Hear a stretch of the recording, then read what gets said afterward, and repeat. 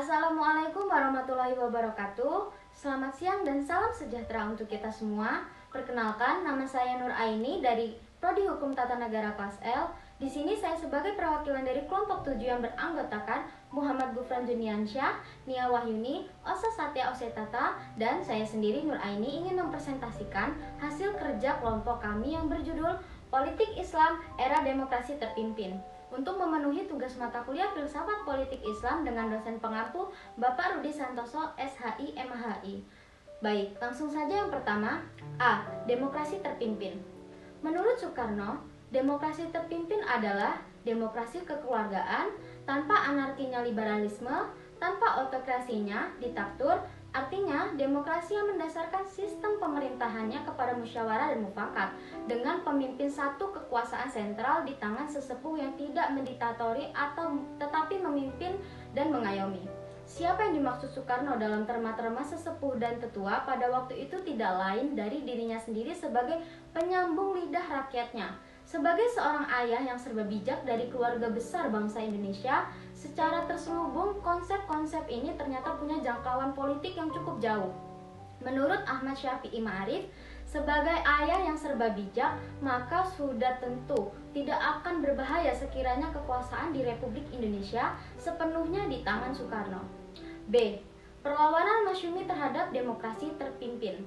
Ternyata demokrasi terpimpin telah berdampak pada Masyumi. Hubungan Masyumi yang tidak harmonis dengan Soekarno dan PKI, baik dalam persidangan konstituante tentang UUD 1945 dan kemudian kecurigaan Soekarno terhadap Islam yang berlebihan telah membentuk sikap kurang senang Soekarno kepada Masyumi. Apalagi sebagian bekas pengurus pusat Masyumi terlibat dalam PRRI. Masyumi yang mewakili sayap Muslim modernis telah menentang demokrasi terpimpin, sangat gigih ide dan pelaksanaan demokrasi terpimpin, sementara saya pesantren bersama dua anggota Liga Muslimin lainnya masuk dalam sistem karena berpegang pada kaidah perjuangan pesantren. Dua pola perjuangan yang berlawanan ini telah membawa kedua sayap umat itu kepada dua kondisi yang berbeda. Sayap modernis akhirnya mengalami kecelakaan sejarah atau bubar, sementara sayap pesantren dengan Liga Musliminnya bukan saja dibiarkan hidup, mereka bahkan dimasukkan dalam kerjasama Nasakom, yaitu nasionalis, agama, dan komunis yang muncul sejak akhir tahun 1960. C. Pelarangan dan pembubaran terhadap Masyumi. Pada akhirnya, setelah sering bertentangan dengan politik-politik Bung Karno dan PKI serta setelah beberapa anggota aktif dalam pemberontakan PRRI seperti bekas Ketua Umum Muhammad Nasir, maka pada bulan Agustus 1960 Soekarno meminta Masyumi bersama PSI yang dianggap sekutu dekat supaya membubarkan diri. Kalau tidak, maka akan diancam dibubarkan oleh pemerintah. Pada 13 September 1968, Masyumi menyatakan diri bubar. Adapun Masyumi tetap bubar, hal itu tidak lain karena Indonesia pada waktu itu telah menjelma menjadi sebuah mestat atau negara kekuasaan, bukan lagi restat atau negara hukum, seperti yang diminta UUD 1945. Setelah Masyumi dibubarkan, hanya tinggal satu partai besar Islam yaitu NU dan dua partai ukuran sedang yaitu PSII dan PERTI. Ketiganya bekerja sama dengan Soekarno semasa demokrasi terpimpin dalam satu ideologi Nasakom. Ketiga partai Islam itu harus menghadapi PKI yang makin lama makin agresif, memusuhi Islam serta PNI yaitu Ali Satromiejoyo yang dekat PKI. Kepentingan umat Islam tentu tidak tersalurkan sepenuhnya pada ketiga partai politik Islam tersebut. Banyak kritik terhadap mereka, namun solidaritas partai-partai Islam itu terutama NU dan PSII ditunjukkan dalam membela HMI ketika organisasi ini diganyang terus hendak dihancurkan oleh PKI dan para sekutunya.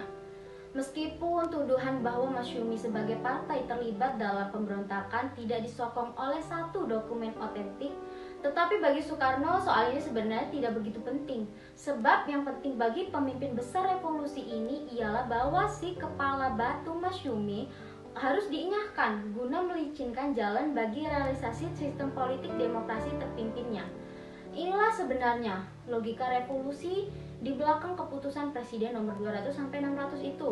Dan ini pula lah yang sangat diprihatinkan oleh para pecinta demokrasi bahwa Soekarno telah menggiring Indonesia menjadi negara kekuasaan. Setelah Masyumi bubar akhir tahun 1960, perpolitikan Islam diwarnai sepenuhnya oleh Liga Muslimin dan NU sebagai pemain utamanya.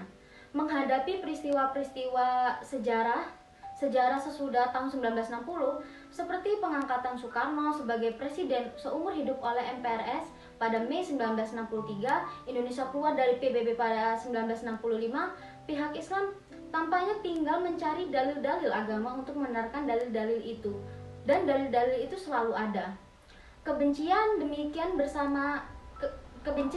besarnya terhadap Soekarno dan pendukung utamanya yaitu PKI dan PNI kiri, boleh jadi alasan itu menjadi motor utama dalam aktifnya golongan Islam mendukung Orde Baru, menggayang Orde Lama. Tetapi tidak lain pihak Soekarno pun punya alasan untuk tidak menyukai pemimpin-pemimpin Islam.